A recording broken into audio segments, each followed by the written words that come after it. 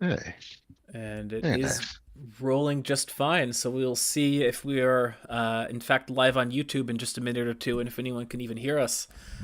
But as we kind of cue things up here, Captain Rational, thank you so much for joining us. Why don't you tell anyone who's not familiar with you who you are, what you do? My name is Noah Seidman, also known as the Captain of Rationality.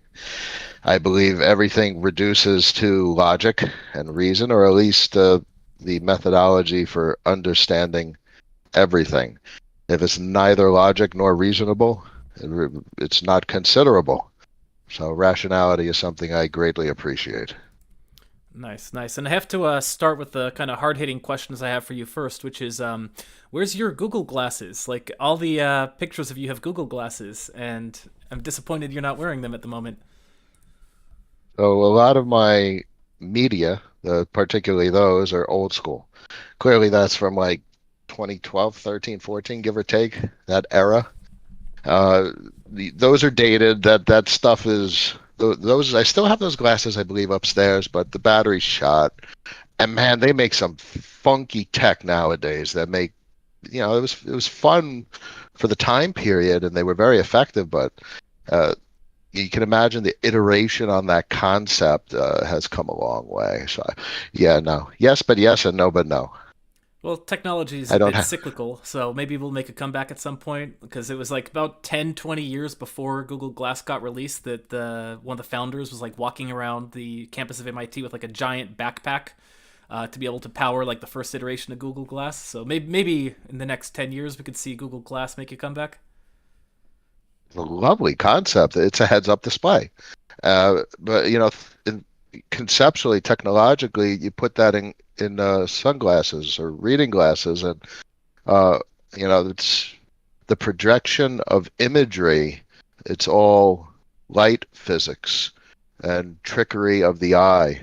So I can only speculate what will come in the future, but I know it's going to be quite shocking to folks that haven't studied physics and the way light functions through prisms, refraction, so on and so forth. But just crazy. Literally like sleight of hand magic. That's exactly what that type of technology is. It's fooling the eye. So you might be more bullish on AR than VR. No, both are downright fascinating. I mean, when you're talking about VR, come on, Ready Player One. That's the as who best to depict the extraordinary potential for such an environment. And I mean, that's going to be a long-lasting reference. That's like a Minority Report type reference that'll linger for years. But AR is extraordinary as well. Both have their place. Fair enough. All right, you already mentioned the P word, so let's talk about physics. You have a electrical engineering background, but you also like to follow physics, it sounds like. Well, conceptually, I didn't excel at the mathematics, but I know I was exposed to them significantly, so I appreciate them to say the least. But conceptually, physics is extraordinary. What better way to understand the world? It's not even the world, the nature of reality, and everything we talk about in crypto markets everything reduces to physics because that's the base layer. That everything is a manifestation of physics. Everything is a derivative of physics. So an abstraction. So what we built at human perceivable levels is abstractions to process and digest these fundamentals of reality. It's really, it's akin to like writing in binary versus writing in assembly versus writing in Java and the higher level languages. You can't operate at the lowest of levels. But clearly, look, the software we're working on, if you had enough intelligence, you could literally write it in binary, but no human being would ever do something like that. Although I have seen occasionally Ben Hauser write directly in bytecode sometimes, so that's pretty close. Yeah. I've seen so there's some brilliance people. I know a brilliant kid and I know what you're referring to. It's fascinating when you encounter that level of brilliance where somebody is able to process things that only the few process. Extraordinary.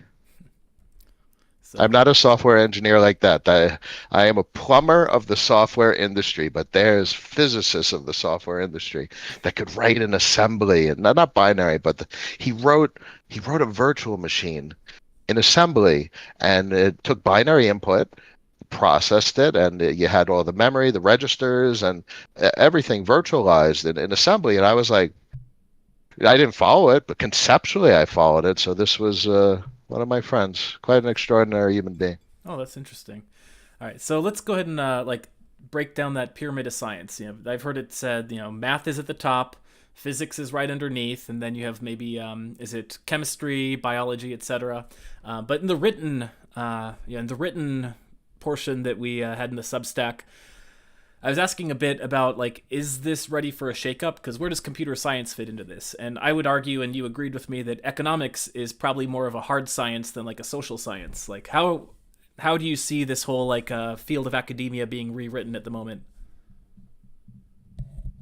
Obviously, there's history and precedence, and I guess many would argue it's a science, the status quo of economics.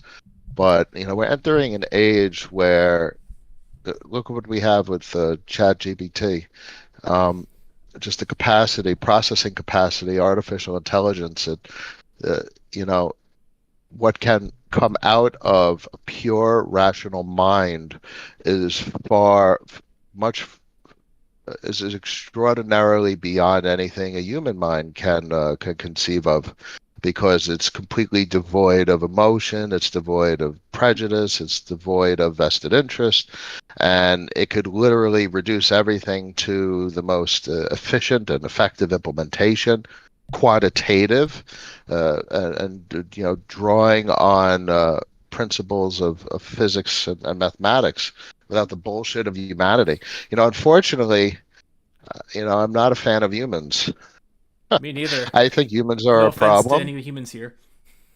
Yeah, including myself, obviously, but that's a philosophical conversation unto itself. But aren't humans the problem? The problem, how everyone knows the story, like humans are the virus relative to Earth, and that's really not debatable. It's a completely rational statement. Clearly, it's discounting my own desire to not be labeled a virus, but that's what we are relatively. So I think humans are a problem, and and this plays into why I appreciate deterministic smart contracts so much. And I think software has a wonderful way of getting humans out of the damn equation to make better things.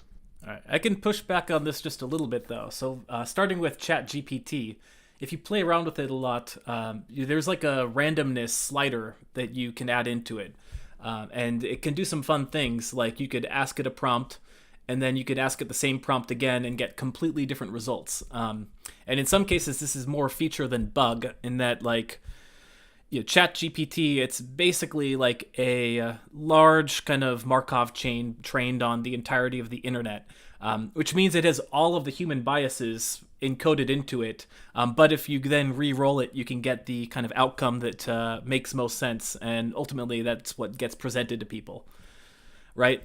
So in some Uh, level, there is this kind of randomness that got encoded right into it. And going further, like you go down far enough down the physics rabbit hole, and it's all about the uncertainty and the inability to understand the universe around us when you get to the Heisenberg uncertainty principle and whatnot. So, given that, like, where is the well said. determinism in this kind of completely erratic and random universe? This is a wonderful philosophical conversation. So clearly, those are the both ends of the spectrum. There's significant meaning to randomness, emotion, uncertainty. Obviously, from a human perspective, it gives purpose and meaning. And then clearly, on the opposite side, there's wonderful things that come out of determinism, things that are not that are with certainty, undoubtable, and that I think that will be. It's not a measure of what is better. Both have their significance. And I think that's probably where the conversation, or such a philosophical conversation, will always end. And maybe that sliding bar is just a subjective desire, depending on the circumstance to which the output is needed. Do you want that beauty of human uncertainty, but there's great power that comes from determinism and predictability? Yeah, good answer. Good answer. I mean, I think I would attribute it something to statistical mechanics, right? Like an individual might be random, but the agglomeration of 1,000 individuals is somewhat deterministic. You know, it might be between 60% to 70%, but you can roughly predict the outcome of large groups of people, just not an individual. Quite reasonable. It Uh, that's the formation of psychohistory though in the Foundation series, right? That's exactly that. Like apply mathematics to a large population and the randomness of individuals goes away and you can essentially predict what populations are going to do. So great minds have thought exactly like that for quite a while. Yeah. well Excellent. said. That's awesome. Yeah. Are you a fan, Sir Rational, about of the Foundation, Asimov? Science fiction I generally? yes. Oh my God, that's wonderful. Wonderful content. Yes, very much. Nice. Extraordinary content. Nice. Yeah. Good Yeah, stuff. fellow Asimov geek here. That's exactly what I thought. I was like, that's psychohistory that Sir Rational just described. Nice. Hilarious. So he's a true gigabrain in the space. I think we can all agree, you know.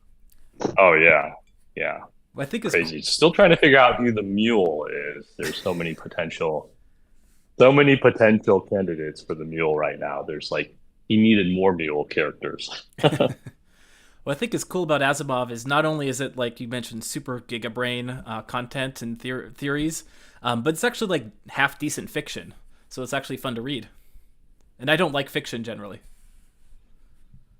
Well, it's all reasonable, and it gives us something to relate to, something that is to a degree educational, but it's obviously entertaining with a future perspective. So it's just a perfect presentation of things that any geek would love.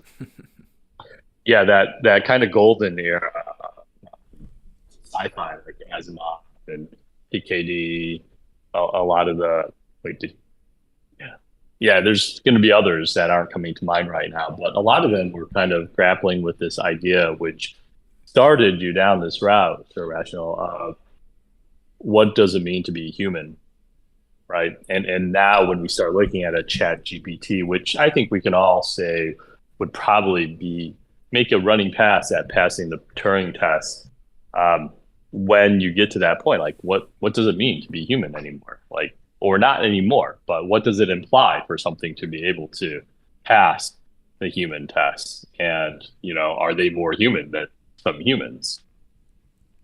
Hey, if I can throw out there a quick aside, this is a hypothesis I've been thinking about a lot with the recent, explosion of Chat GPT. So I'd like to get everyone's feedback. But, within a few years, take Captain Rational for instance. Cap, if we took your YouTube streams, the amount of content on there of your style of thinking, your style of speaking, if I trained an AI, how close do we think it would be, right? If you're the data set that we trained off of, how close would it be to you? And I think, first of all, within years, people, guys, it'll probably be, I think, kind of reincarnation for our parents that have passed. Like think about if you had Facebook and that's such a strong feeling to connect with the person that's gone. So in chat form, first, like if you had a large body of text emails, for instance, of your parents that have passed, you trained it on that, would you be willing to interact with that, and would it give you some semblance? And then you just take it from there, right? So jumping exact what Yanero just talked about, when does it pass the Turing test, and when will we give it the benefit of the doubt because we're so emotionally connected to it? It means so much to us. I've been thinking about that a lot with the whole chat GPT recently. So Well, interested in let what me your ideas. yeah, let me ask you this: if that happened and let's say you went into a coma and someone did that to you and you came back. Uh, how do you feel about it? I mean, this is the interesting problem Yeah, of like I which is you completely like agree. altered carbon, right? Yes. It's funny. I don't Point. have Go ahead. I don't have a great feeling for it. It's that there's this famous thought experiment where if I take, one brain cell in your brain and I replace it with a chip, okay, you're still you though. But if I keep going, at what point are you not you, right? Or are you digital? So I agree. I don't have a great, this is a philosophical question that people have thought about for a long time. I don't have a great feeling for where the line in the sand is or things like that. But yeah, this is the type of stuff that I think is really interesting, and that ChatGPT that we're getting close to sci-fi, like pretty. I think rapidly within a few years we're going to see some really interesting applications. Yeah, it's funny. I Thanks, asked. Have, thanks I most of my TED talk. I do ask people occasionally this dilemma in real life. I basically say, like, if you died but an AI effectively perfectly replaced you, would you consider it like a tragedy that you died or anything like that? Would you be okay with it? And most people are not okay with it. They're like, oh, I'm like, if my body dies, I'm dead. And I'm like, that's fine with me. Like, I'd actually like kind of prefer that. becomes what is you? It's the question we started this with. What does it mean to be human? And obviously, we all have our opinions. I am very much an extremist and a reductionist. So sometimes it's best that I don't share my opinions. But You're in the hot in seat today, though. simple, Do it. I believe there's nothing special about humanity. I believe we're a manifestation of code that's programmed in our DNA and genes. If you copy that DNA, you copy it. It's like copy paste. It is you. That's you. So there's nothing you can't. How do you argue if you make a complete duplicate at the DNA level? It is you. It's the same execution of code, not deterministically, but it's the same base code. So that's all that matters. And that's my extremism and reductionism condensed. Code plus the I memories, the structure of the brain at any given point, so right? The so environment.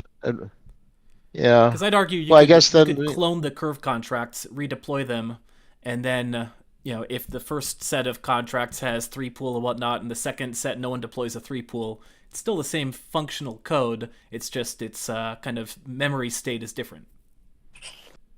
it's a good Man, point. Gary, you just made a culture or what gene? Wait, the is it your genetics or is it your culture argument with Environment. curve? Yeah, They yeah. always bringing it back to Oh, curve. Right, Garrett will like, always bring it back. It's in the name. I so mean, it's actually a great. Yeah. It's Oh, just, it's great, it's great. actually it's actually a great point. Uh, because how many times has base fee tokenomics been attempted, and a lot of why we've seen such failure is because you can't copy the federation. You can't copy an organization of protocols that are all interacting with one another, that has velocity, that has momentum, that creates lindiness. The longer that federation exists, the longer it's going to continue to exist and draw in more participants. So that is not duplicable. So just like memories, I guess, so there's, very deep philosophy, but you can't. I mean, you can duplicate the memories of a person if you take a snapshot of the whole body's genetic state, but you're not duplicating subjective actors. So you can't duplicate the federation. You can't copy it. That's interesting. Yeah, you just somehow slid from Blade Runner territory into Trading Spaces. nice, nice. Well, while we're Got tackling all the the big movie references. while we're tackling the big questions, I saw this asked on Twitter the other day: was mathematics invented or discovered?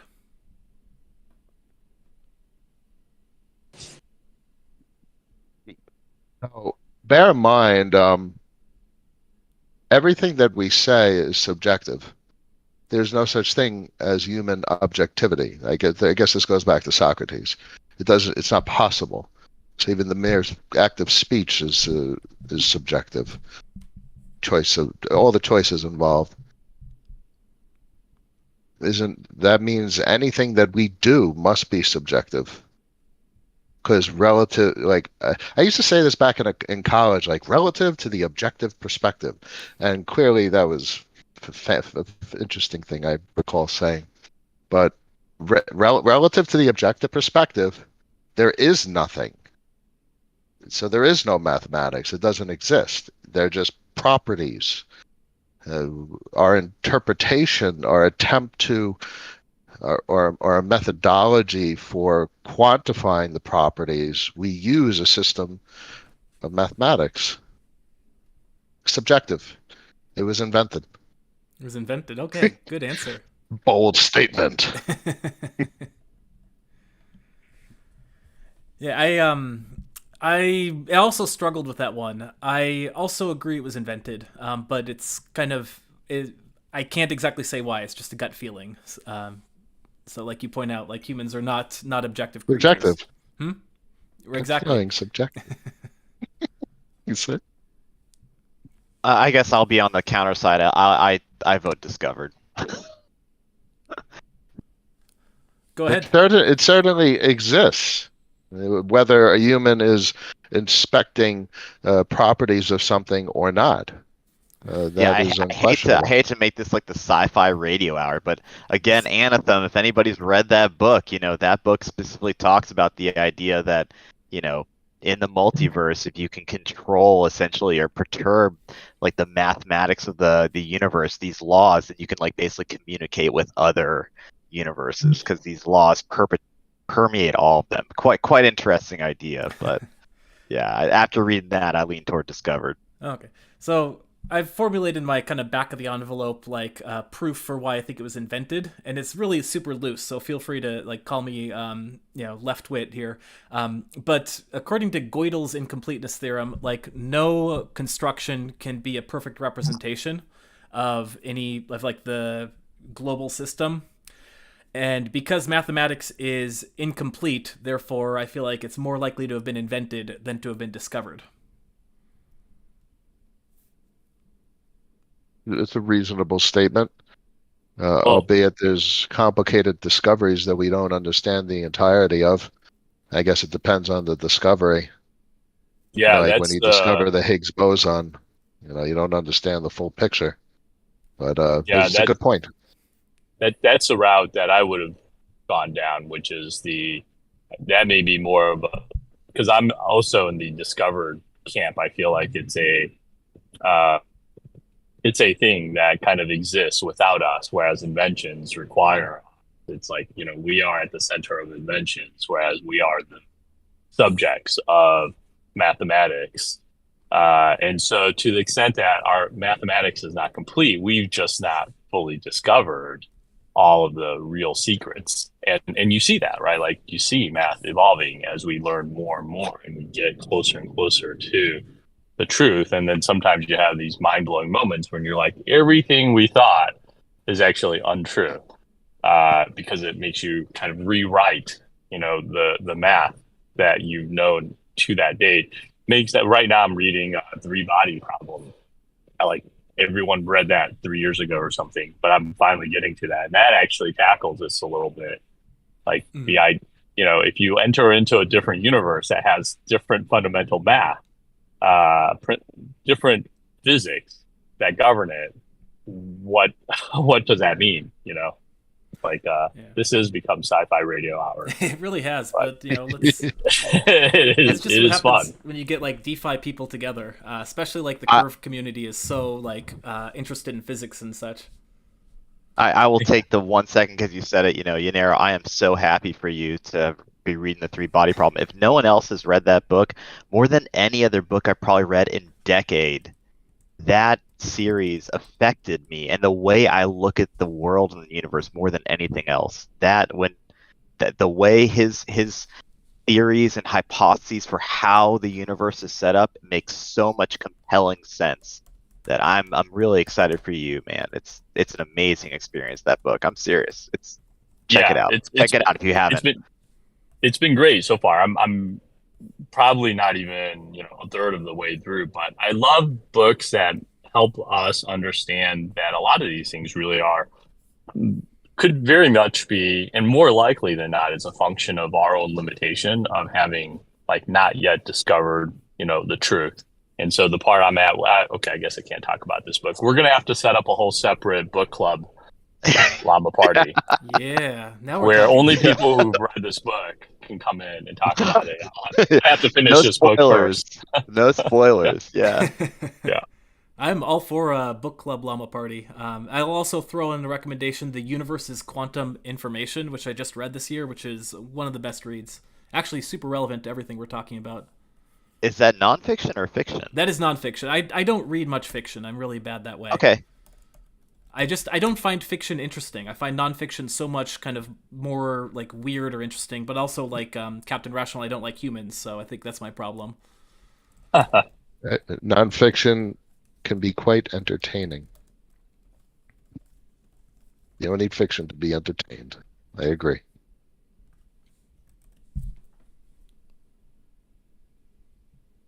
There's tossing the book up there. Well, I feel like okay. So we've tackled the big questions. We've decoded the nature of reality. Let's dive into your kind of theory of like DeFi, and you've kind of expressed this, or like all finance, as basically similar to like if you're looking at thermal physics, you can model it as just the flow of energy. You look at finance as just the flow of liquidity. Is that a fair way of summarizing your kind of thesis on it? Partially, understanding the liquidity flow facilitates an optimal way to engage with markets. So it's simpler than that. And it comes down to what the IMF and the WEF and all these fancy folks love to talk about, and what you could imagine from a powerful or the powerful's perspective of how to maintain order and structure. I mean, ultimately, finance reduces to a means of maintaining order and control and civilization, civil society, and in good part, the whole role of the sovereign creating a financial or creating a currency and maintaining a financial system is to finance social order. Because when you finance social order, you have a productive society, and this comes back to a lot of philosophy about what's the whole point of humanity. So like really the pinnacle of humanity is productivity and the capacity to make progress with our theories and ideas and our understanding of mathematics and physics. So you can't do any of that stuff without social order. So that's why we get up in the morning and listen to Jay Powell, because we want to understand how he's going to maintain social order. Now, what's funny about this is essentially what he's doing is destroying massive amounts of liquidity throughout the entire globe. So is that some level of decay of social order? Is this like a reduction of entropy in social order in some way, shape, or form?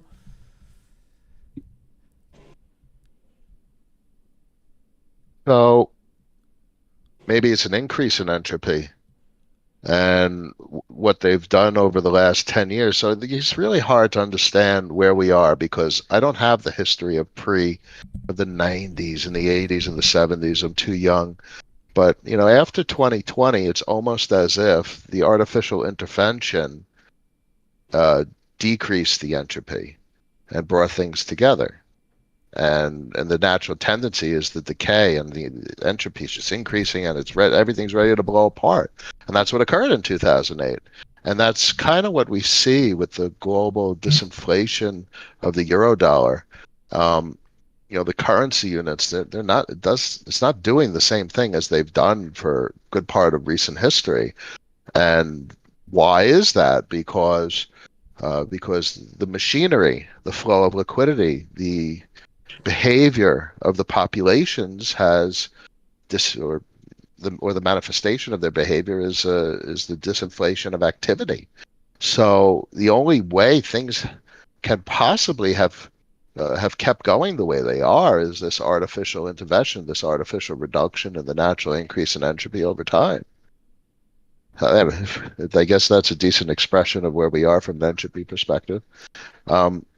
such an artificial state, and they're just it's very forth turning. They're getting no one talks about this in media, but I would imagine that the persons of power that are very interested in maintaining social order and ensuring progress for society, so civilization as a whole, I would imagine they're very concerned. And it's what like the IMF talks about. They want they need something, and that's exactly why they're all talking about CBDCs. But that's such a shallow conversation. Oh, CBDC.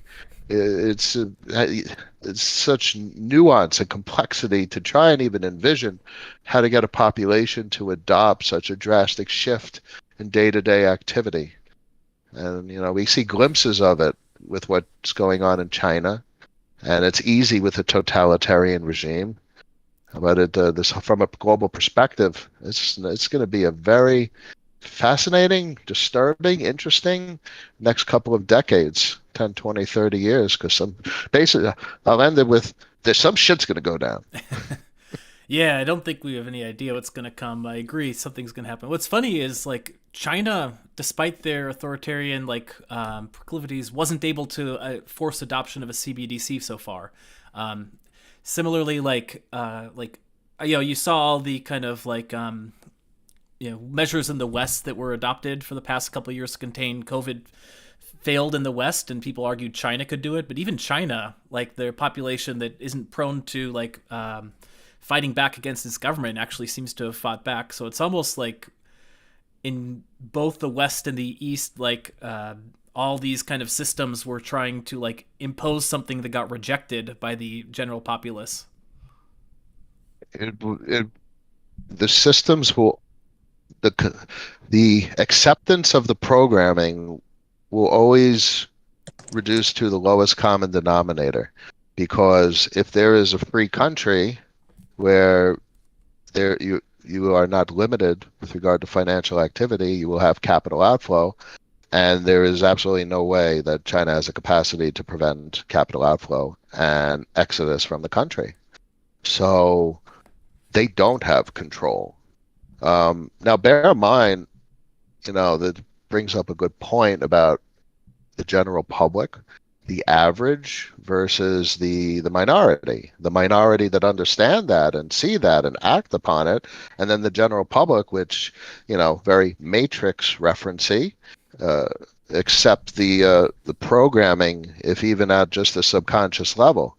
So, this is the next 10, 20, 30 years, and what countries are going to be. Maybe China only gives a shit about the general public that accepts the programming, but don't they need the persons that understand the system to actually have a meaningful civilization? Can't just let them all go. In terms of psychohistory, you don't need everyone. If the minority gets it, but they're quiet, it doesn't really matter as long as the majority goes along, right? They're good points, and we're really seeing this play out because we've had turmoil, we've had liquidity crises, and hiccups in the programming over the last 100 years. But this is fourth turning territory where the system cannot function. Debt to GDP and everything Will Groman talks about. There is no way to maintain the status quo without pushing things through extremes. And once you push through extremes, you need something out the other end, and that has to be adopted. It's going to be interesting, scary. All we can do is survive. Well, it's the nature of fourth turnings. And the nature of fourth turnings, yeah. That's the one of the most fundamental points I focus on in every stream. That's how you engage with the crypto markets and the broader economic space is what survives. Because what survives, isn't that reduced to the just principles of evolution? What survives continues to propagate and grow and expand and mature and be consumed. So that's one of the most important attributes of anything to identify. All right. Curve death spiral or no?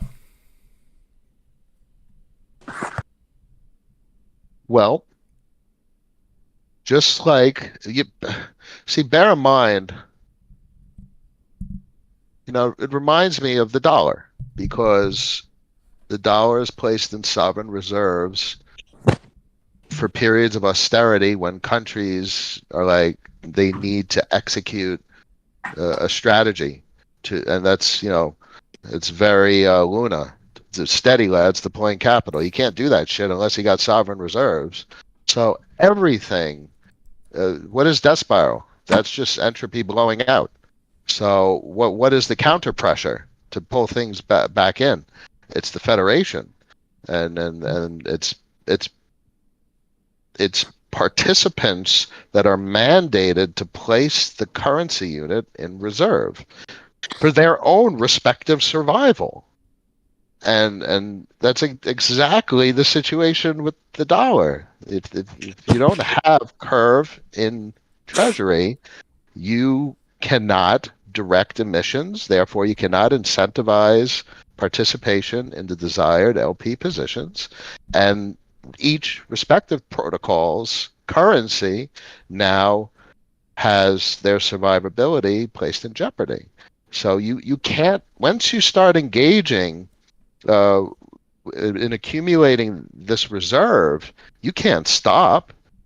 Then you're basically abandoning what's needed for survival. So it will the pace of engagement has to just increase over time. And what happens is, as the current participants increase their engagement, maybe they draw an external capital. I mean, look at Curve itself. They're creating Curve USD. That's going to increase engagement. So everyone's trying to increase engagement. All that does is get the other participants to engage in activity to increase engagement, and all that engagement collectively draws in more participants. And that's the flywheel. The flywheel isn't just the locking of curve, it's the participation and the federation. It's much more. And the relation is to sovereign countries. That's at least the modeling. All right. So, it sounds like I didn't hear a yes or a no, so I'll assume that Curve is going to death spiral. Listen, there's no way to say Yeah. yes or no. But it's irrelevant. What's pertinent is it's interesting.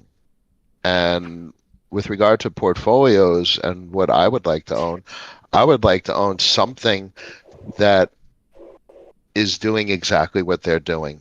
And bear in mind, what's most interesting about Curve? Unto itself, it was death spiraling. It was a hyperinflationary collapse. So what's most fascinating about Curve as compared to like Balancer and Aura, which did well on launch of Aura, was that Curve was an organic manifestation. It survived. Its monetary policy survived the inflationary regime, the whole Tokenomics with locking and governance rights to direct liquidity. That wouldn't survive unto itself. It's a hyperinflationary collapse, but it survived because the federation started to manifest. So this is very organic, and that means it's been accepted. The programming has been accepted by the participants, so that's quite fascinating. Yeah, I tend to agree with the parts I understood for sure, and that's one of the reasons I'm pretty bullish on it. Like, I think like a lot of people I've noticed have found their way to Curve because they've like read the white papers and it was like clearly like pretty advanced stuff and kind of tickled people's brains. How did you find your way to Curve? Because I think you were like on the Curve wagon train well before I even heard of it. I think. Yeah, I was buying the bottom back in late 20. Now, clearly, the last couple of years have been a significant progression of events and acclimation and education. I was buying not for the same reasons that I understand the system today. I was, I even back then was looking for novelty, innovation. So, I didn't understand monetary policy the same way as I do now, but I knew we were dealing with currency because everyone talked about currency. But then, over time, um, it doesn't explain my original positions. Maybe the original positions were just purely for the same reason everyone was doing their shit in 2020. That was just insane. The amount of liquidity, everything was going completely vertical.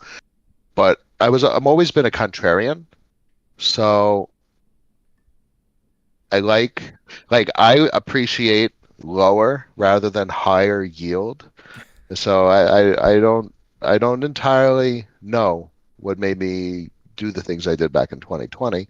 But bear in mind, I was probably one of the first persons to mint Ren BTC. I remember when they had their first couple $100,000 day. That was a wild day, and they hit 1 million. Everyone was like, "Whoa, what the hell is going on?" And that was $1 million day. So it's Hey, pretty interesting. just a PSA: if you haven't already, get out of Ren BTC. By the way, they are expiring in like 3 days, 4 days. Pretty much. So Yeah. that goes to everyone in the community because I think there are some people who haven't heard yet. So you've also mentioned that you kind of like you only are interested in the protocols that have some degree of lindiness. So do you see any of the other kind of like class of 2020 as being interesting, like the MakerDAOs, the Aves, the compounds? Uniswap is completely uninvestable. Aave is pretty much the same situation. Does anyone even remember Compound? I mean, who the hell uses that thing? I mean, clearly it's Aave, but from a functional standpoint. But come on, Aave, it's if anything, Compound is Lyft or Bob's car rentals compared to Uber, because I mean they're not really relevant anymore. They would really need to be very innovative to regain relevance. Um, Badger has stuck around because they have pivoted and iterated. There's many protocols from 2020 that have stuck around because of a very historic process of called pulling an AOL. By the way, AOL is still quite big because they pivoted the shit out of their business, and that is wonderful. So I very much admire any of the protocols that have been able to continue moving forward, and there's few. Um, Reminds me of checking in on like Alpha Homora. I wouldn't mind seeing what the hell they're up to. I just haven't even thought about them in years at this point. Um, when did Balancer come online? It wasn't too long after Curve. Um, Very similar start. VE Bow did nothing. It still doesn't do much. It's a very different situation for them as compared to the Curve Federation, but clearly it's a federation. But it's kind of like a self-fulfilling federation because of the LPs that are paying to rent votes, and that's really the driver of the capital flow through these federations. When I say federations, I mean it's literally like only a couple. But the point is, the driver is the renting of votes because that is a positive capital flow pressure from a third party source. I Liquidity mean goes in. that's crazy. Yeah, it's not even that. It's the renting of votes isn't even putting liquidity in. It drives other sources of liquidity to flow in. It's liquidity as a service. You That's pay and you aside get from the that liquidity. concept. Yeah, and so obviously that is Curve and Balancer ultimately being the provider. So I've talked about what this notion of the tokenomics. I think that's going to become a dated terminology soon enough, but it's basically the commoditization of inflation. They have created a a currency model and created the participants in this currency model such that the inflation can be sold and or rather rented. or sold because you could purchase it by owning Curve or Bow or Aura or CVX, and that's quite interesting. So it's a lot of what I'm trying to digest, and it's still taking time, is what are these tokens? Because it's not just a share of stupid stock. It's you literally by buying like Curve, Bow, Convex, Aura, you have a power. You have a power to govern the direction of where inflation goes, and that's crazy. You can't do shit with an equity. It's useless. And dare we talk about growth stocks? I mean, look, I put in the document the questions you asked me, my pinned tweet, and that is, I love that tweet.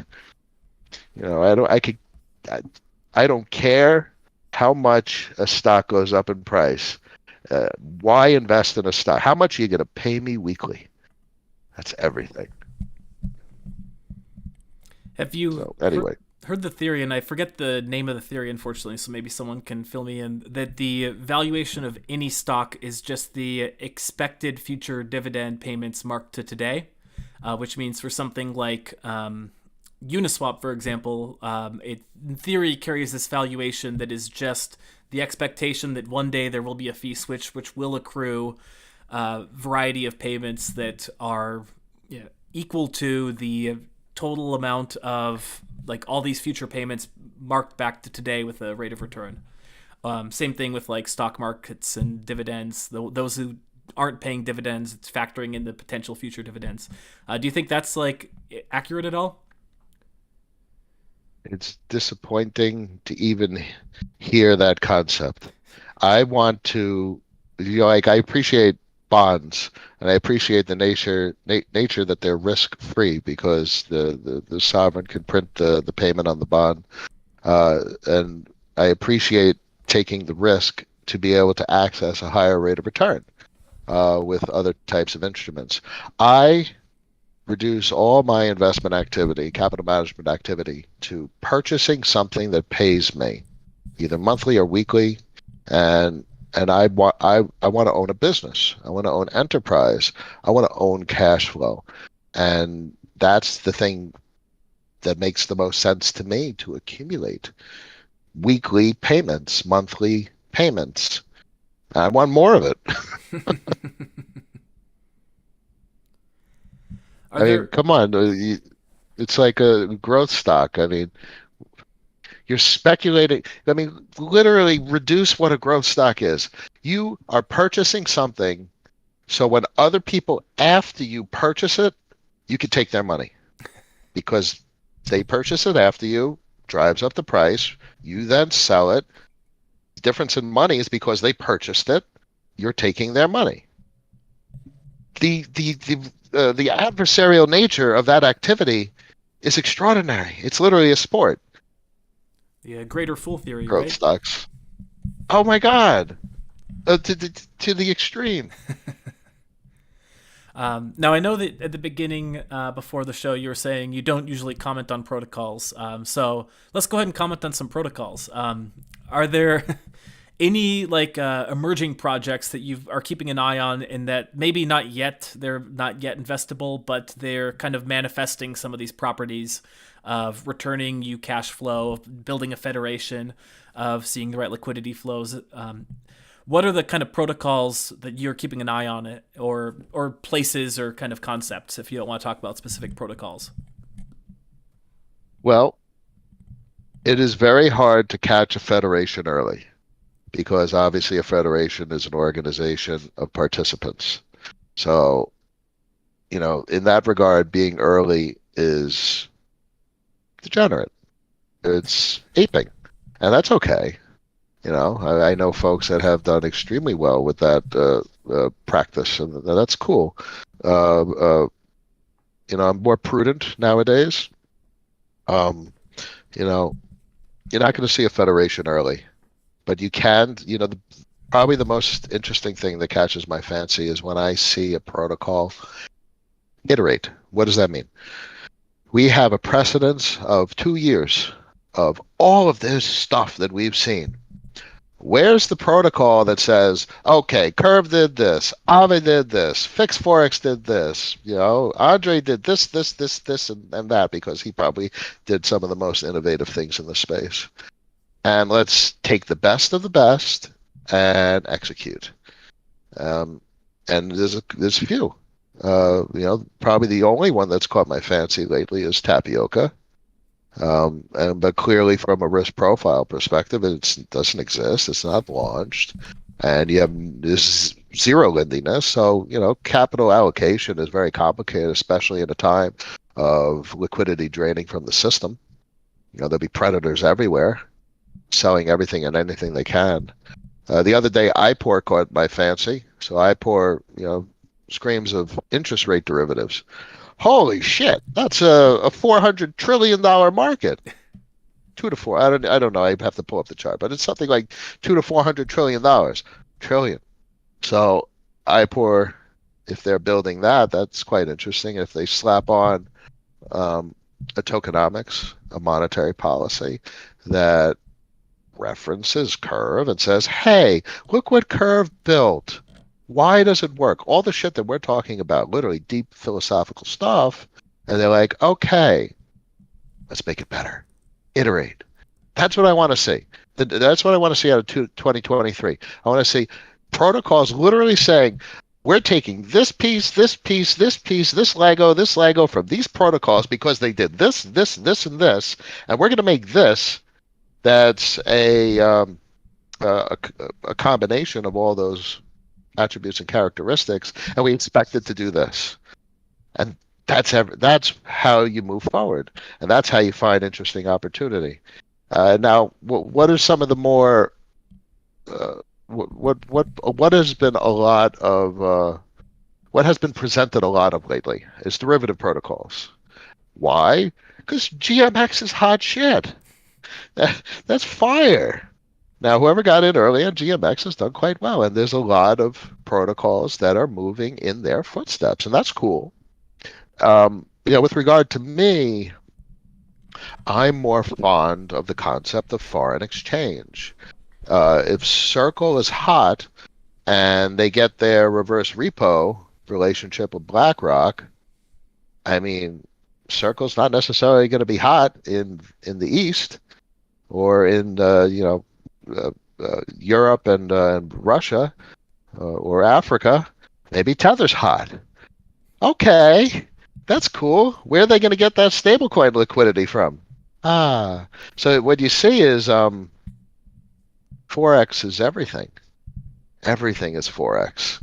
So that just plays into, there's only two protocols that handle Forex, and that's Uniswap and Curve. And if Uniswap's uninvestable, okay, that's a simple choice. It is impossible to have exposure to Uniswap in any meaningful way. It doesn't offer it. You cannot access the cash flow of the system in any positive way. If you're providing liquidity, sure, if you have $50 million in stablecoins, you can own 10% of one of their stable pools. That's cool. I think a DeFi education fund found a way to get some money out of Uniswap. Yeah, that's another story. Stupid uni tokens. Those uni tokens. I mean, come on. I don't understand, but it is what it is. Was FTX a federation? Yes. But not a good investment necessarily. Yes. Great technology, great federations are not necessarily a good investment. Bear in mind, it's all a house of cards, and their house fell apart. So the same thing could happen with the dollar. If sovereigns stop accumulating dollars, if protocols stop accumulating Curve, it falls apart. And that's the nature of all governments. I mean, look at the history of governments. You study the fall of governments, they all end for the same reason. Just participation stops. So how does the government? What is global trade and trade balance? It's capital in versus capital out. If you have a fucked up trade balance, it's not a good position for a country. So that's a protocol. A protocol can be modeled as a sovereign country, and the price action in regards, or the price action is a manifestation of the trade balance. But as long as the capital inflow is equal to the capital outflow, that is a characteristic you want to see. So that, I guess, that would be a stable price action, which we don't really see. But it's a complicated observation. But I see it as trade balance. You want capital inflow to be comparable to capital outflow. You want stability. Yeah. You'd mentioned that. Be a nice goal. Yeah. You mentioned dollars are grossly misunderstood. Could you expound on this a bit?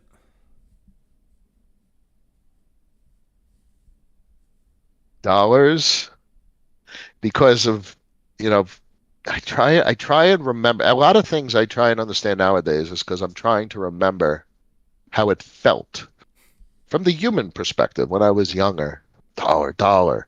You work, you got dollars. What the hell's a dollar? It's literally a commodity and labor credit. You have, because I have a dollar, I have a capacity to purchase a consumer staple or a commodity in the future. I could buy some oil, I could buy an egg sandwich, or I could convince someone to do labor for me. It's a credit. So dollars, it's a word. Money is a word. And that's, subjectively, it's semantically interpreted. So what's the best way I could think of to reduce it to what it really is? It's a credit.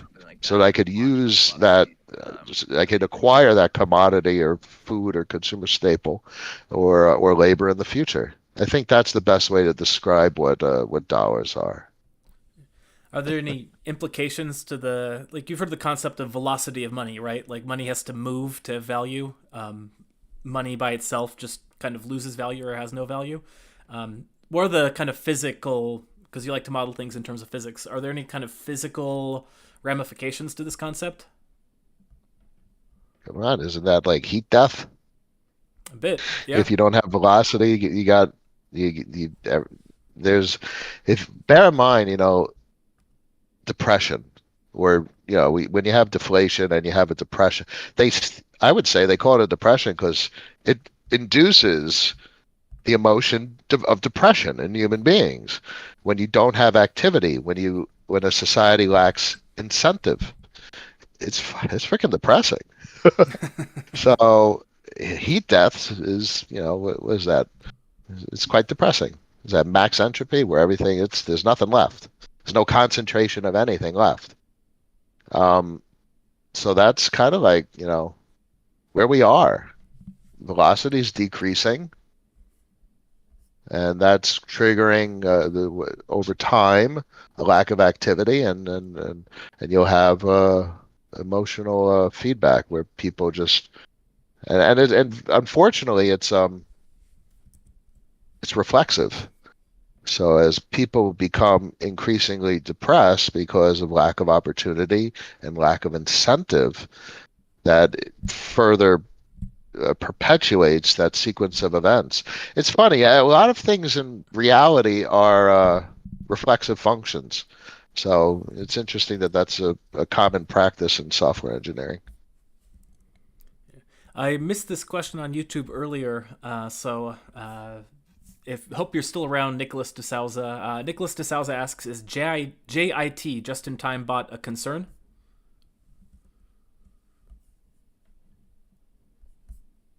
The consideration. I've never heard of a JIT bot working on Curve. You know what? Yeah, it doesn't work on Curve. Curve's V2 equation creates infinite liquidity at spot. If you remember, the curve is basically psh, psh. So it's not applicable.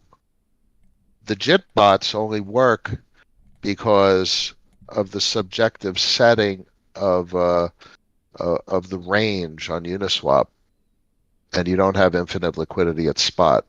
So it's not applicable to V2 swaps on Curve. I have seen some sandwich attacks. Yeah, it's another story. Yeah. Yeah, but that's because the mempool's open. That's just people, going in before or sandwiching. That's another story, and that's like privacy. That's flashbots and ZK and obfuscating the mempool and stuff like that. That solved it another way. Maybe the JIT-bots highlight a fundamental issue with Uniswap, but maybe not. The Uniswap really, when they launched V3, everyone knew it was dependent on third-party providers, and it's like Arrakis, stuff like that. But the problem is the manual actors that think they can outperform allow JIT-bots to still be productive. It's going to take time to see how things play out. I mean, Uniswap may be uninvestable, but shit, Hayden nails it with the critical immutability. I mean, by definition, no matter what anyone does, period, it will be there. So that's extraordinary. So the critical immutability and is one of the most meaningful characteristics of protocols when I look. Nice. We're coming up on an hour, and I feel like I've monopolized the conversation. We still have a few people here within the Discord, and for once, we have like more people on YouTube than on Discord. But I'm curious if anyone here has any questions. I don't know what your time constraints are. Like you seem to have like a pretty happening life outside of everything. I got one comment in my team's channel, but I'm up to date with my Scrum board, so I don't have any. And my feature that I'm working on at the office is we nailed it the last week or two, so I'm up to date. I'm good to go. Nice. What's this feature at the office? I'm still a software dev. I'm an Android dev, and years since 2008, 9, give or take. Apps on the Play Store, and it's been a long career. American Express, one of the larger first names, Paltalk, small, moderate-sized startup, Huffington Post, Universal Studios, Royal Caribbean, Microsoft, the Family Safety app, and Universal. If you ever go to Universal Studios and use an Android, I wrote the mobile food ordering software. Oh, nice. And I'm pretty sure that's the same code nowadays. That's a fun one. Not, Royal Caribbean, I worked on their app, but I've done a lot of things. Nice. There's a question here from Naga King, who was one of our featured guests of honor a few weeks ago on one of these Llama parties, asking, is it plausible that stablecoins can replace the Eurodollar system? Are there incentives for non-US banks to adopt a system like that? Bear in mind, stablecoins are by definition a Eurodollar, especially MakerDAO, Abracadabra, CheDAO. That's by definition what it is, and that's exactly what CRV USD will be too. Collateralized debt position, a dollar-denominated deposit taking a dollar-denominated loan. So it's not replace the Eurodollar system. It is, by definition, exactly what a Eurodollar is. And clearly, the whole historic, traditional, very misleading for a person first encountering that phrase. But that is what these systems are. Dollar-denominated deposit taking a dollar-denominated loan. This stuff is going to be fought tooth and nail, or one of those phrases. I don't even know. It's to the bitter end. They're going to. It's like Warren versus Emmer, the two extremes. She's off the rails. I mean, come on, Karen. I mean, totally right. I can't just hearing her voice makes me cringe. And then Tom, when he's at the meeting, the FTX hearing, and he just cranks out this like brilliant speech. Or Loomis, Cynthia Loomis, she breaks it out. Guys, this has nothing to frickin' do with crypto. We're talking about corporations here.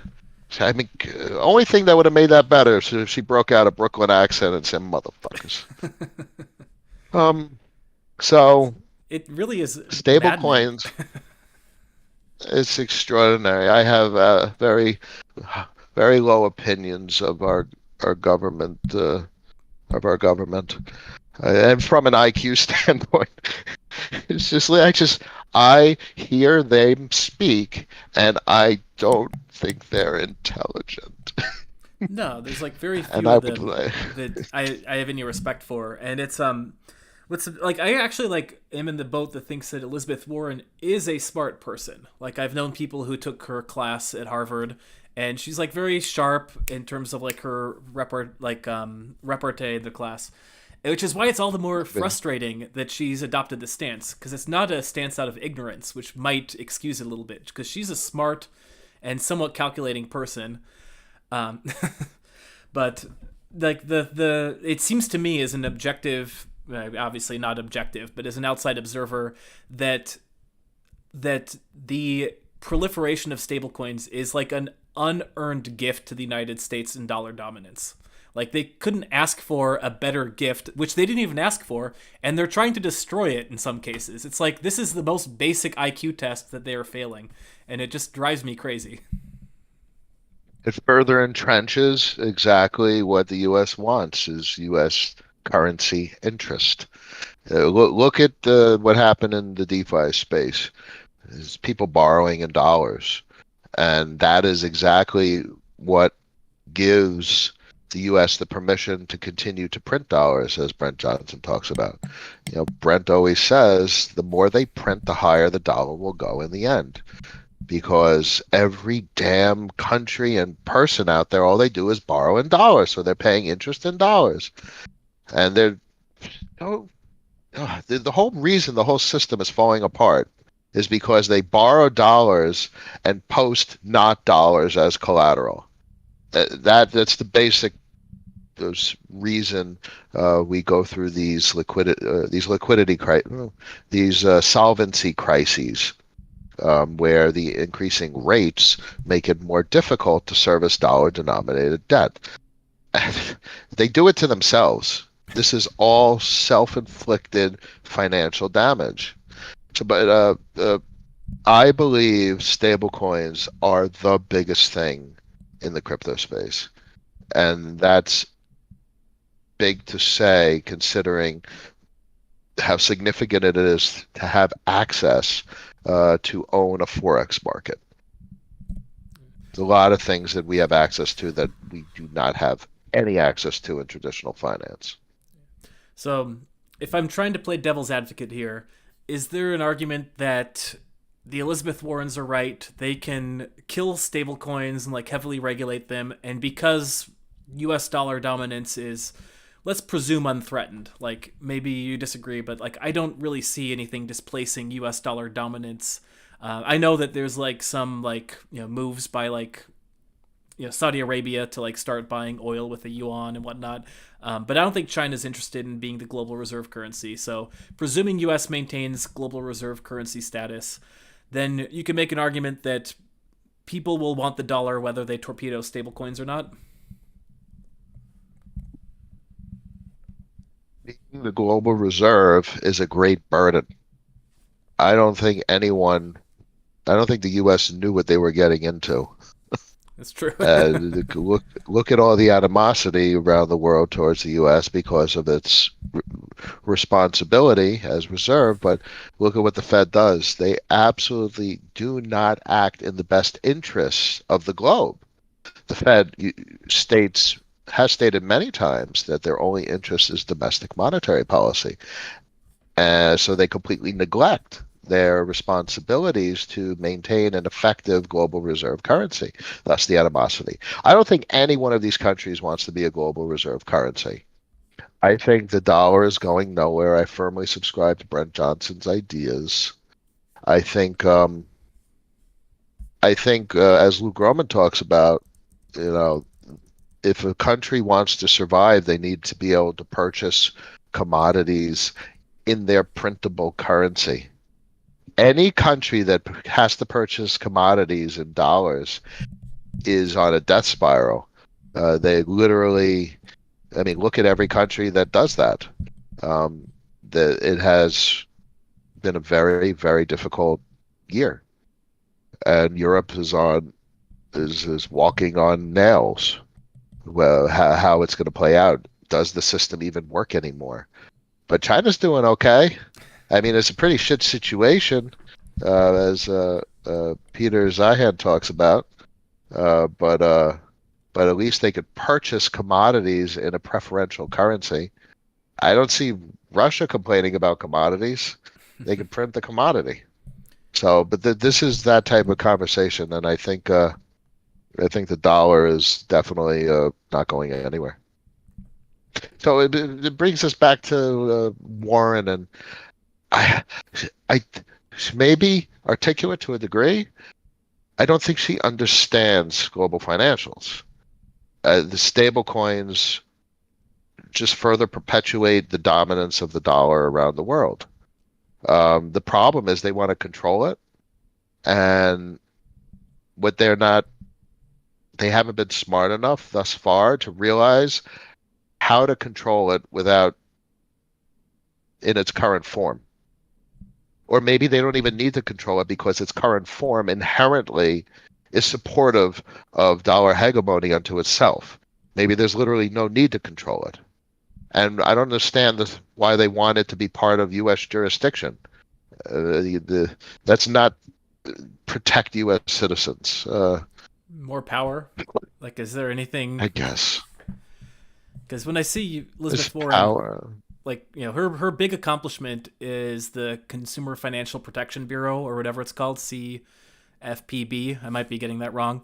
And like, she really believes that, in my like reading of her like psychology, that she built this organization and she can use this to be a cudgel against banks, and she's been fighting against banks for all this time. So in her view, she has power over it, and crypto threatens her power. Like, that's the only way I can read it that makes sense.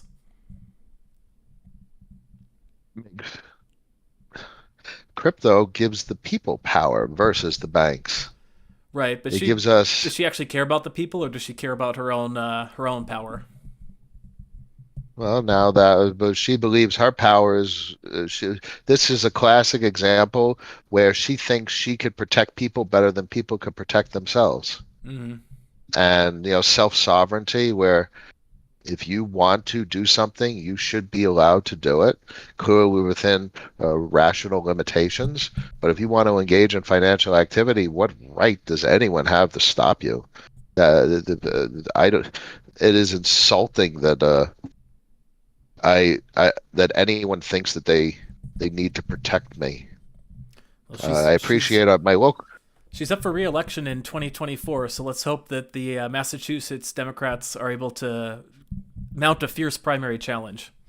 It'll be difficult because, Yeah, of course, she's got her like fingers on the levers of power, but let's just hope, because I'm sure the crypto community would come together and fundraise.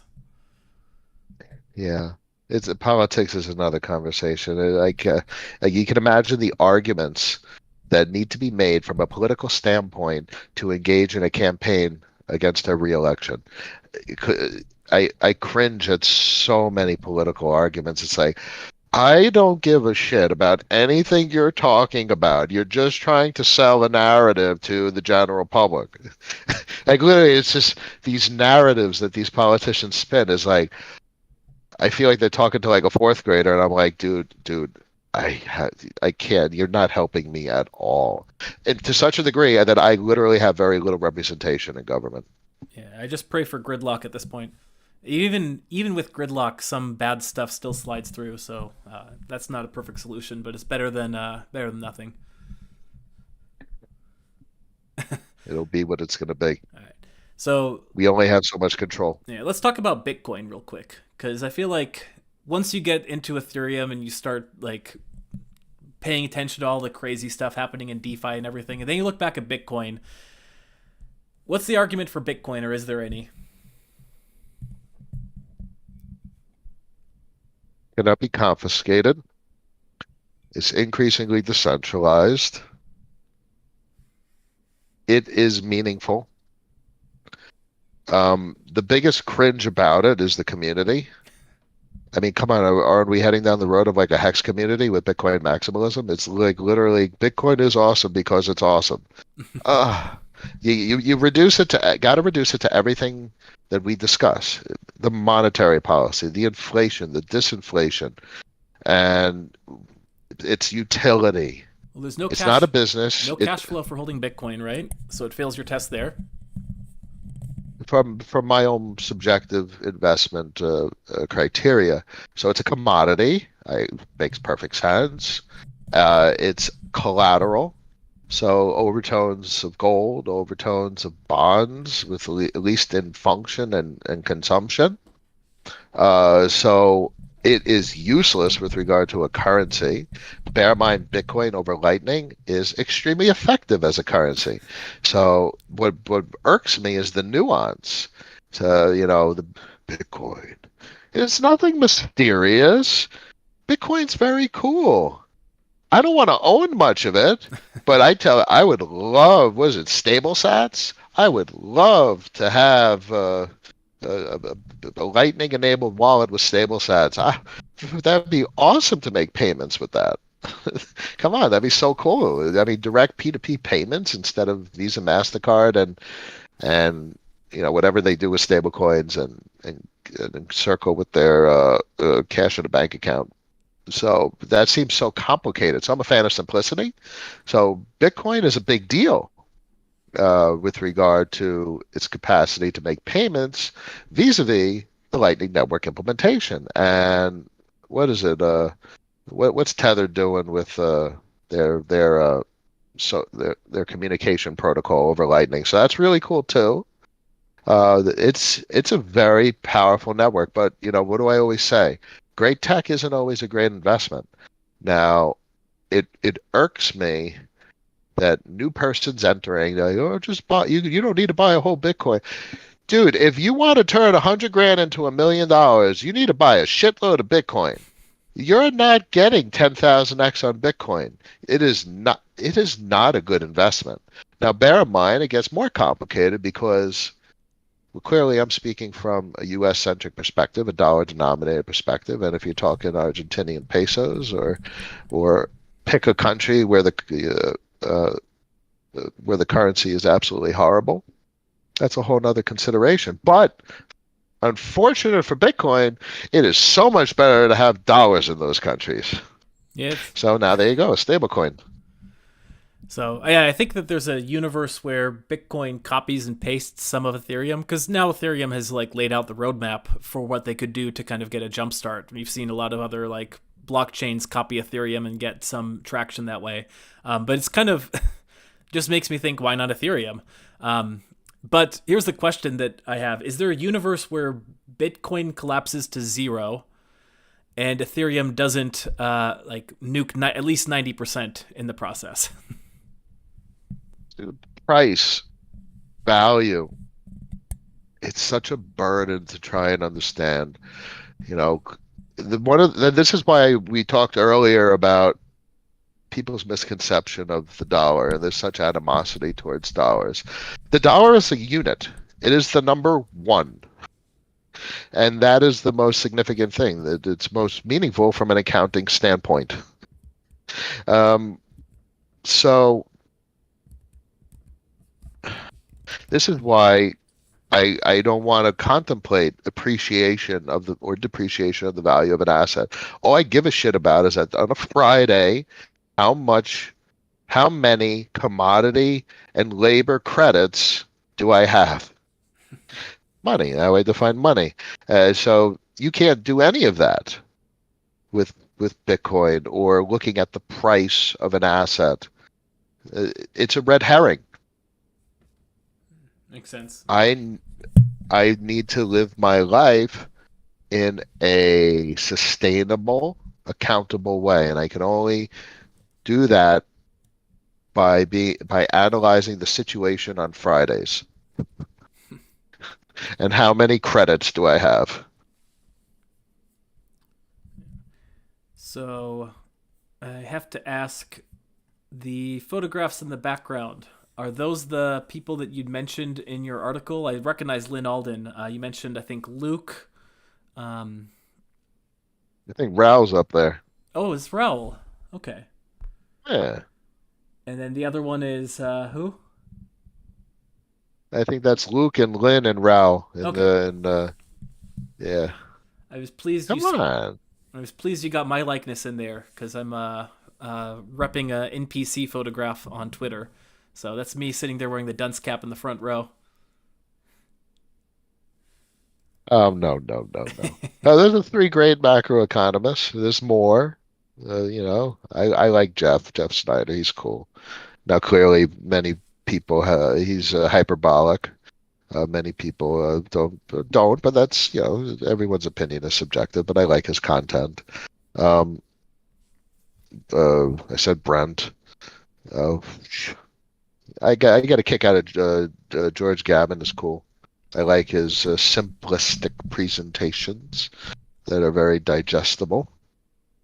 Yeah, but come on, Raul is Raul. Isn't he the one of the most well-spoken He's macroeconomists there are? he's good. He's good. He got hammered off of Luna. What a, you know, that's why I'm so careful when way I talk on the stream, and that's why I'm so expressive that dollars are a great investment nowadays. I mean, they really are, but it's just you have to be very careful the way you speak to the general public because they truly accept the programming. It's true. It's true. Anything that you'd like to talk about here? Anything that's going through your head that we haven't gotten a chance to talk about? It's going to last a long time. Um, was it Drunken Miller? Was it Drunken Miller that said he was like a 10-year period of like disinflation. Um, the reason it's different now, there's so many reasons it's different now. And there's many ways it's different. I mean, literally, it's different in crypto because there was no market back in 18 and 19 when everything was disinflating. Just go to DeFi Llama, you see there's $140 billion worth of liquidity. You could not talk about a financial market. But now, when you can literally say there's liquidity in this market. That is a market that this has never happened before, and it's also different this time the way the macroeconomic situation is.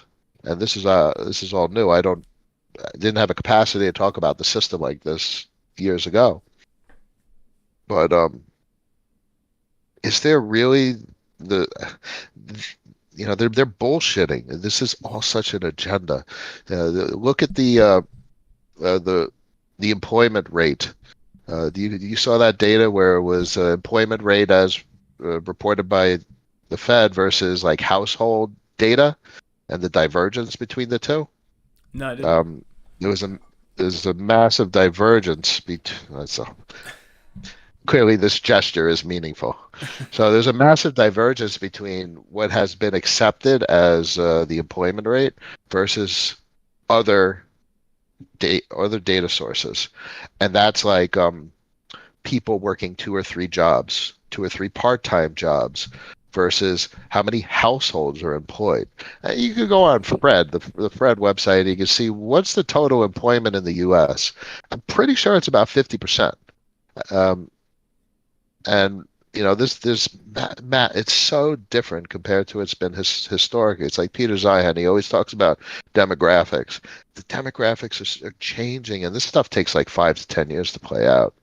But I argue very strongly, from a philosophical perspective, that we have a crisis of underemployment, and everyone's running around. And we have a tight labor market and with too many employees. But how many people don't work? And if you need social order, the whole point of a financial system is social stability. And you got all these people that are not part of the labor market. What are they doing? And it's not about, just being productive. It's about keeping busy, which is being productive, but productive either contributing to meaningful components of a society or just being productive such that you are not sitting around doing jack shit. I mean, listen, my an interesting example is my wife with when we had our kids, she took care of the kids, and it was the logical choice from a financial perspective Many folks are familiar with that type of rationale. But she always says she misses the contribution, the productivity with an organization, labor, working. So look, that if as that emotion spreads throughout society, especially like 50% of a society, come on, that's not good for a population. So what she needs and what society desperately needs is new forms of work, new means of productivity, new ways to contribute to organized collective effort. And I think this shit isn't going to end for a while. We got a lot of systemic issues. Anyway, a good part of what drives the crypto market is not the U.S. So everyone loves to look at the U.S. and it really annoys me is everyone's like, when Fed pivot? Gives a shit when the Fed pivots, because if China and India and Africa, God bless, if any of these countries do something incredible from a liquidity standpoint, what do you think happens to the crypto markets? The liquidity goes up. So a good part, like if you look at like the 10-year Chinese bonds versus the DXY, if you see like China strengthening and they go through, it's all cycles, everything is cycles. And that would be, you have a bull market in the crypto space. And it has nothing to do with the S&P. Sure, S&P could have a liquidity crisis and you could have, systemic events. But if you got a ridiculous capital inflow into Chinese bonds or liquidity significantly increases, you could easily have a bull market in isolated markets. Anyway, so this is a lot of the stuff I think about with regard to how complicated it is from a macroeconomic perspective, especially trying to digest micro markets. Yeah, so many interesting points there. Man, I hope I can keep track of all the thoughts I had while you're saying that. So what's weird is, from my perspective, it weirdly feels like we're actually in some sort of bull market. Just in terms of like the development that's happening within the crypto space, like I'm still seeing new stuff launching. I'm still seeing really cool things happen. I feel like we're valuing it in dollars, which happen to be changing. What, like, a dollar today is a very different concept than a dollar a year ago, right? A dollar a year ago was when it was like hyperinflation and printing super fast. So it's like people didn't want dollars as much, and like the value of it might have been dropping. And now like the liquidity is drying up and the value of a dollar is going up relative to all this stuff. So of course, like people would rather have dollars and whatnot. But I was thinking about like this concept you were talking of like jobs for people and the kind of employment crisis here in the United States. And it's so fashionable for politicians to talk about the New Deal. And if you actually go back and read about what the New Deal was versus sort of every application of government like stimulus spending for the past several decades, like back during the New Deal, what people really cited was that they actually like got a job from their government, and it was doing really like menial stuff, but it was like cleaning city streets. It was like putting people to work in a way that gave them pride. They their task wasn't anything, but they're just like, okay, I can push a broom. And as a result, the streets got cleaner and the people were happier. And I haven't seen anything like that even be attempted. It's like we passed these $1 trillion stimulus packages and $900 billion of it goes to donors and the rest of it goes to foreign countries, and we don't see a penny of it. How come no one has tried to just say like cities in America are frankly filthy. Like, they're disgusting. I went to Buenos Aires and the streets were clean. I walked down the streets of any city and they're disgusting. Why not just like put some money towards hiring people to clean up the streets? It just doesn't make any sense to me. A lot of things nowadays don't make much sense. Bear in mind, there is the stigma of socialism. And if the government's increasing their employment significantly, that will garner attention from those persons that are offended by such practice. True, but it's also government employment. It's almost like half the population already is employed by the government in America. I saw a stat like that anyway. So we're already socialist, as it turns out.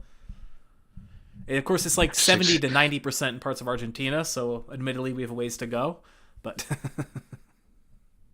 It's extraordinary. We have crises in the country. I mean, we have education crises. We have a burden with regard to just not in a derogatory sense, but actual capacity for persons to understand. Like literally, people just scream the most irrational things. I mean, look what we just went through with January 6th and what was capable of being organized. I mean, come on, that's the most irrational behavior. So it's very scary how irrational the general public is, and I just I get glimpses. Only few people are the ultra elite. The families that have cumulative net worth $10 trillion that literally are above and beyond governments, like the old families, the Rockefellers, the Rothschilds, so on and so forth. Can only imagine what these people deal with on a daily basis with regard to maintaining social order and civility and coordinating with governments to filter down not orders but guidance from the ultra elite think tanks. How do you keep society actually functioning? And guess what? It all reduces to incentive systems. I mean, literally, they finance social stability. That's what food stamps and Medicare and Medicaid is. I mean, yes, obviously, you have the humanitarian component, but from a quantitative standpoint, the government is financing social stability. This is that person will not be violent because they have food, because if they were starving, they're more inclined to steal food from someone and shoot them in the head to get the food. They're financing social stability. So I'm a reductionist. I like to reduce, I know there's the humanitarian component. I know everything is subjective. I know I am a human being, unfortunately, but I know that there are narratives that try and strip away that perspective and get to the real root of the systems that we engage with, the fundamental programming of the matrix. If they're financing social stability, then we are massively overpaying because they're not doing a great job. Of course, look at the healthcare system. It's horrible. What Mark Cuban and his cost plus compared to what you get at Walgreens and Walmart. He's doing something very interesting. So they don't do a very good job at government, and that's the traditional argument of big government. What Republicans and Democrats used to stand for is big government versus small government. I'm not a fan of big government necessarily. Oh, well, is there any hope? Because I'm an optimist at the end of the day. There's no hope on the horizon. Ah, rats. Not within our generation. Come on, look. You literally need for the types of changes that we would like to see. You need generation. You need the status quo generation to depart political power. And we're close. If you look at some of the stuff Peter Zeihan talks about, it's 10, 20, 30 years away, and we'll be past you know we'll be past boomers.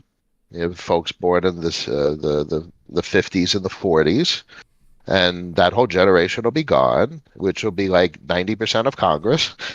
Now it'll probably be like 80% of Congress and in the current congressional class. And that's when you see these types of systemic changes, when you go through that generational shift. Okay. 10, 20, 30 years. All right. This is kind of a long shot, but let me try for some hopium here.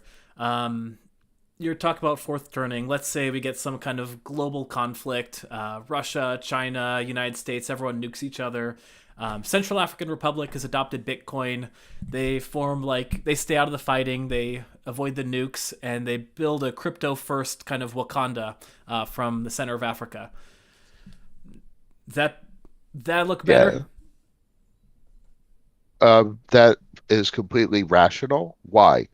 Because capital flows from underperforming to outperforming, and from lack of opportunity to opportunity, from repression to freedom.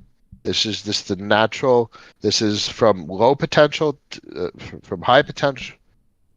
What is it in like? Oh my God, I'm a damn electrical engineer. From high potential to low potential, capital will flow through the resistor with least resistance as compared to most resistance. Current flows through the path of least resistance. Mm-hmm. So this reduces the physics. And this is why lowest common denominator is meaningful. If an African country did something extraordinary, things would happen quick because there's a tremendous amount of liquidity in the system, and liquidity seeks out opportunity. It just needs, so liquidity avoids volatility and risk. So that's what produces a bull market in the crypto space. When you don't have the volatility for a period of time, you need a spark of capital inflow, and bam, there's a bull market because capital coming in generates more capital coming in, prices go up, makes prices go up more. So that, just like with a bull market in capital markets, a bull market for a country requires that period of low volatility and low risk, and then the favorable market conditions, proper incentives from the government, proper assurances from the government, and we could see some serious shit go down over the next couple of decades. So that's very optimistic. Okay, good, because we got the holiday season coming up. I don't want to be the person that's like, oh, I'm not opening presents. We're all doomed. That would be wonderful. Everyone. I'm not a fan of status quo. I like to see change, progress, and iteration. I find it annoying that everyone's like China, Russia, Europe, U.S. Where the hell is some cool country? I mean, look, that's why so many people are optimistic about El Salvador. There's hopes. And then you have all the status quo persons that know about the corruption and the gang violence and the history, and they like to rain on people's parades. But come on, that's pretty cool. But that reduces to like trust. Do we trust what's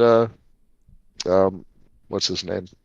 Nayib Bukele? What do we trust? Yeah, do we trust the words? Because the words are nice, but those are the words from a politician. I mean, come on, that's freaking awesome. Mine Bitcoin from volcanoes. Okay, I'll buy that. I'll bite. All right, so I'm feeling better. You haven't completely blackpilled me here. Excellent. What are you doing for the holidays? Do you have exciting plans coming up? My organization is very lax. I'll take some days off. I don't unplug very easily, but I I I am guaranteeing myself. I am proclamating I will get sun and go in water. Well, you live in Florida, so it's easy for you to do that. I live in Seattle. Yeah. I had to flee to Los Angeles, and even here it's been too cold. Yeah. It's a rainy day though in the backyard, but I do have palm trees. Oh, that's nice. That's nice. Do you work from home mostly? I used to, but with austerity, the organization has requested my presence, which I am very vocal against. Almost insubordinate even, but I'm very humorous and compliant with the request. And I go to work. Okay. But Mondays and Fridays I work at home, and I listen. That's a good balance. That's an entire conversation unto itself. My opinions on work at home, No, which I advocate for. So I actually see, and I was trying to wrap up here, but I do see there being an argument where a lot of people got taste from work from home and they realized it can work, and now we're seeing people having to get thrust back in the office, and this could actually be this sort of Hegelian dialectic by which Web3 overtakes Web2.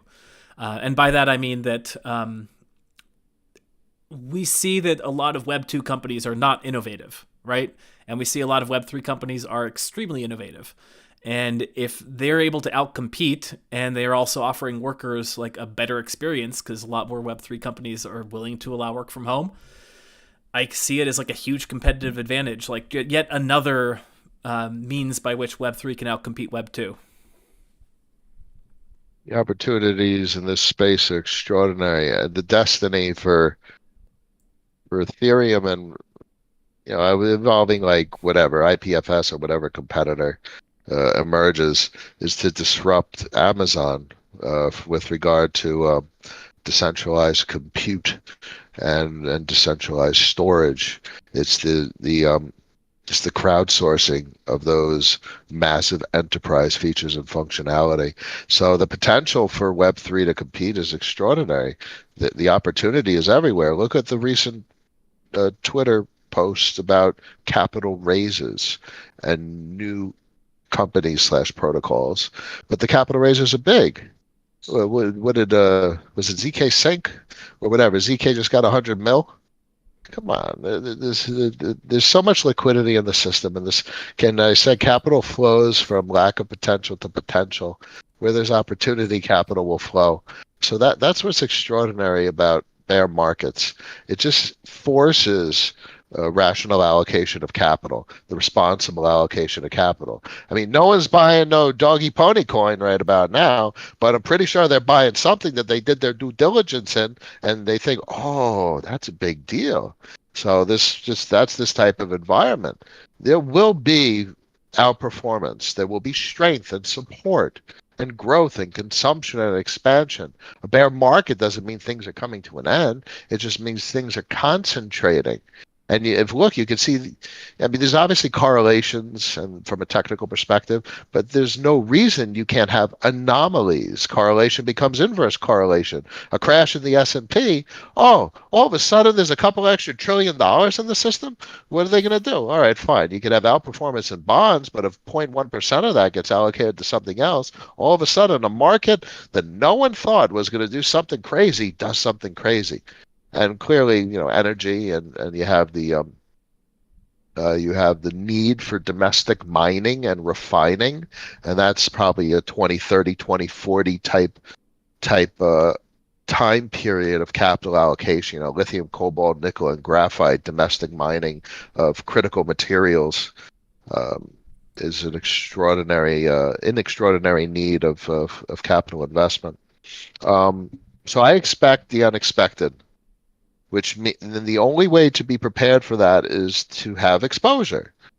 You buy something, you buy an investment. It shouldn't be because of the price, and that's misunderstood because people say in it for the tech. No, but yes, it's hard.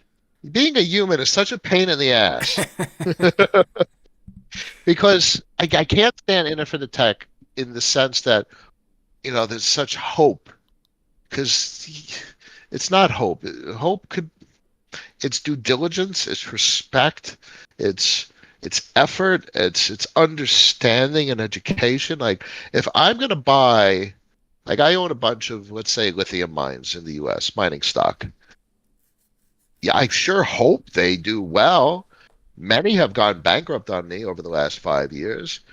But there's a goddamn good reason I own them, and it's because of everything we see that what they're talking about for 2030 target.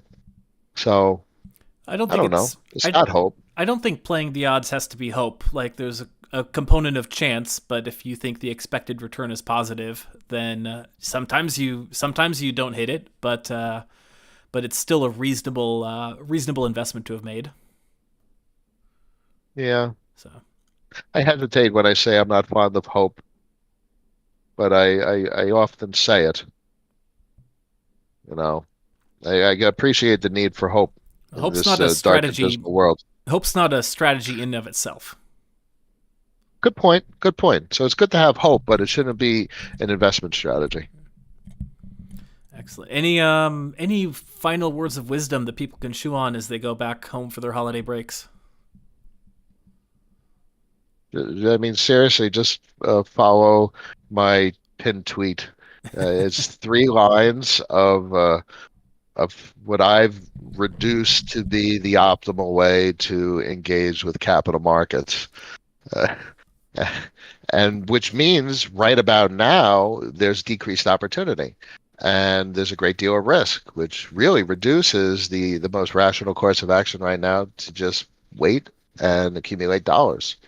And be grateful that we have dollars at all, and be grateful that we had 2020 and 2021 to do whatever the hell we did, to learn whatever the hell we did, and and it just reminds us to be humble and appreciative. Restrained emotions have no place in capital management. So be patient. Watch the liquidity. Watch Arthur's chart. Watch the dollar, because if the dollar breaks through to the downside towards like below sub 100, you're gonna have a goddamn bull market, even though you have draining liquidity.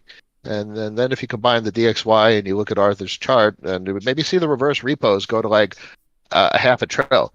You know what kind of liquidity injection that is into the system? You're going to see some fireworks. So just be careful and be prudent and do less rather than more. Where's the wisdom? That's pretty good. For those who don't know, where can people find you? Twitter. Obviously, I have my words of wisdom constantly on Twitter. But YouTube, Mondays and Fridays, where I talk people's ears off with my never-ending monologues twice a week. Wonderful. Wonderful. Thank you so much for joining us. And we're going to be asking you to nominate Pay It Forward, the next guest for Llama Party, sometime in January. You got a deal. It's my pleasure. I could briefly say it would be interesting to hear Crypto Condom. He's been trying really hard. I promise you that. There's some considerations though, so we'll keep trying. But Crypto Condom the Blockmates crew, obviously. Who is that? The Blockmates crew. That has not been suggested. There's very few people that I even entertain. Especially from a crypto perspective. It's few DC investor. He'd be wonderful to hear. Yeah, that would be good. But maybe too big for me. But we'll see. Big boy. Yeah. Yeah, you gotta swing the points. bat. Yes, you gotta swing it. At least swing it. If you hit, you hit. Much a pleasure, everyone. I thank everyone always for entertaining my ramblings. At one point, I'll be that crazy old man that's just rambling on and on, but hopefully I remain coherent as I get older. So thank you all. I appreciate the time. 2023 could be your year. I hope so. For everyone. Take care.